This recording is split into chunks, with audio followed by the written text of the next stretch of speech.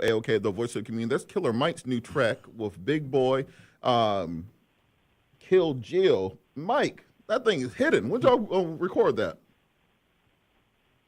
Mike, you still there? All right, we are going to come back to Killer Mike. Still in studio, we have Rahiem from the Furious Five and also Ace, Paper Chase Ace in studio. Yeah. Before during the break, we get off into these conversations, which we completely forget we have an actual radio show going on.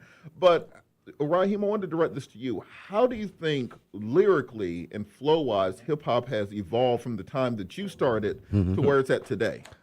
Well, I think that, initially hip hop started out, pretty elementary, pretty, the rudiments that the cadences of hip hop initially started out in were very simple. And then, as hip hop evolved, the cadences evolved and got more complex. And but I think that in the evolution of hip hop, it has regressed, it has regressed back to the simplistic form of cadences. But the cadence now is more indicative of the style of the music. The cadence, whatever the beat is doing usually would dictate the rhythm of whatever the lyrics are doing. So the beats, the way the beats go today are set up for the lyrics to do what they're doing. Now you can go against that, but that doesn't necessarily mean that it'll work. But what I would like to say is we were all born unique individuals, and you are doing yourself and your fans a great disservice by subscribing to the cookie cutter uniformity that is every artist that you hear on the radio now. It's hard to distinguish one from the next because everyone's doing the same thing, and it's easy to walk with the crowd, and it's difficult to stand alone because everybody's looking at you because you're different. Like, All right, I want to direct the same question to Mike. So, Mike, how do you see like lyricism, hip hop, the flow changing from the time that you started to where it is now? We still got Mike there? He's still there. All right, we're going to direct that question to Paper Chase while we have a chance. How do you think that the way that the flow? Guys, I'm here. Oh, there we go. I'm here, guys. Mike, there we go. I'm Okay, here. we got you. All right, Yeah. question to you. Well, when I was a kid, the biggest thing was styles, and everyone wanted their own style. So Scarface's style didn't sound like Scarface's. Didn't sound like Ice Cube. Didn't sound like Outkast. Didn't sound like Mobb Deep. Didn't sound like Nas. Just like the martial arts, once styles are made and perfected, those styles are being studied by other people and they advance. When you're listening to, or they progress in their own fashion. Everything isn't an advancement, but it is a progression. I don't think rap music has regressed. Stylistically, when you're listening to Killer Mike, you're listening to a Dungeon family member who's stylistically influenced by Ice Cube and Scarface. You hear that in my style. What you hear in the style of rap you're hearing now is a bunch of kids who were influenced by people like Lil Wayne, people like Lil B. And when you're listening to Kendrick Lamar, you're listening to someone who's directly influenced by Outkast. When you're listening to these people, you're listening to people who have taken a style, studied it, and advanced it or progressed it to the best of their ability. It's unfair for us to say you shouldn't sound like the other people on radio for the radio artists, because that's what radio artists have done. When you listen to doo-wop, all 8 doo-wop groups sound the same to me. George Clinton, I interviewed him about 4 weeks ago, and he told me when he first started off, that's what they were doing. They were doo-wopping, and they progressed their style into later George Clinton and the Parliament and Funkadelic. When you listen to early Curtis Mayfield, the different artists who progressed over the course of a 20, 30, 40-year career. So it's unfair for us to tell a popular or radio artist what style to take, because kids are smart. They're gonna get on the style that gets them onto radio. Right. And it's wrong for us to act like as though they've degressed rap. I remember the first 20 years of rap, all people said was, oh, I wish I could sing. Oh, I wish I could sing. So finally kids got brave enough to not care about singing well and put their melody and harmony on rap. Then we get mad at them. Let me tell the kids out there who listen to something. Your parents are full of baloney. The music that we listened to 15, 20 years ago was far more indicative of cursing, of misogyny, of sexism, of violence than any of the music you listen to now. The music you're listening to now, the three main radio hits or radio dominators are people like J. Cole, Kendrick Lamar, and Drake.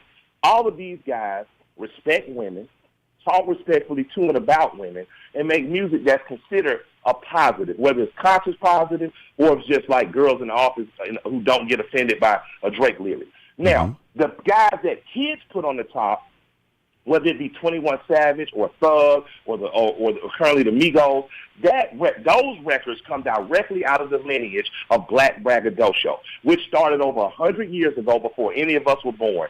There's a record called Stagger Lee.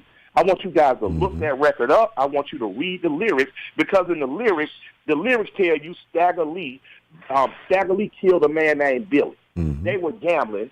Billy decided Stagger Lee was wrong about something. In another song, he stole his hat. He begged for his life, and Stagger Lee killed him anyway.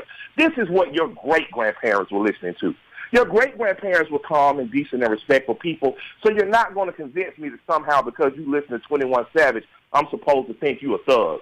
I think that really what we're complaining about in terms of violence and misogyny in music, until we check it in church, until we check it in our business, meaning our school systems, until we check it in our everyday society, it's unfair for us to point a finger at our children and saying that music's not good for you, especially when this music has been going on in the black community for 100 years. If I come out with a song called Champagne and Reefer tomorrow, somebody's going to be offended by that. But it will only be a remake of Muddy Water, Champagne and Reefer that's 50 years old.